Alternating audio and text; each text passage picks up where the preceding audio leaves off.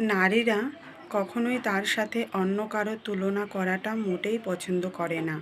বেশিরভাগ নারী কেউ তার সাথে কারো তুলনা করলে রাগ করবেই। আর ক্ষেত্রে অন্য কারোর সাথে তুলনা করাটা মূলত স্বামী স্ত্রীর সম্পর্কের মাঝেই বেশি দেখা যায়। স্ত্রী কোনো ভুল করলেই কখনোই সেই ব্যাপার নিয়ে অন্য কারোর সাথে ভুলেও তুলনা করবেন না। তাহলে নিশ্চিত তখনই সে রাগে নিজের কিংবা অন্য কোনো জিনিসের ক্ষতি করে বসবে। এই অন্য কারোর সাথে তুলনা করা ব্যাপারটা সত্যি নিন্দনীয়। পৃথিবীতে সব মানুষের মন মানসিকতা, ভালো লাগা, আবেগ, অনুভূতি, চালচলন মোটেও একরকম নয়। প্রত্যেকটা মানুষেরই ভালো এবং মন্দ দুই দিকের সংমিশ্রণ আছে। এখন যদি স্ত্রী সামান্য ভুলের জন্য তাকে অন্য কারোর সাথে তুলনা করে বসেন, তবে সে নিজেকে ছোট ভাববে, সে মনে মনে খুব কষ্ট পাবে।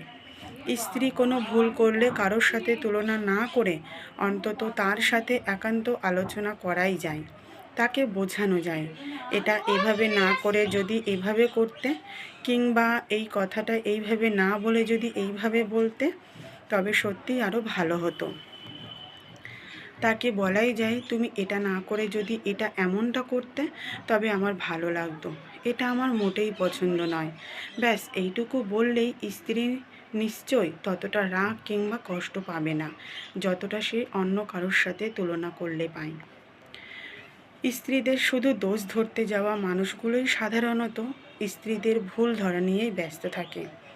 স্ত্রীদের ভালো কাজের প্রশংসা করা তো দূরের কথা, স্ত্রীদের ভালো কাজগুলোও তাদের মোটেই চোখে পড়ে না এই সমাজের কিছু মানুষের কাছে। মেয়েরা সব সহ্য করতে পারে, তাদের সহ্য শক্তি এবং সহনশীলতার শক্তি দ্বিগুণ করে দিয়ে সৃষ্টিকর্তা পাঠিয়েছেন এই পৃথিবীতে।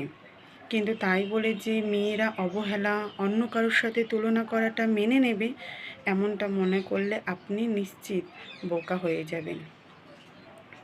তাই মেয়েদেরকে অথবা নিজের স্ত্রী অথবা নিজের মা, বোন বা দিদি যতটুকু পারবেন নিজেরাই তাদেরকে ভালো পথে আনার চেষ্টা করবেন।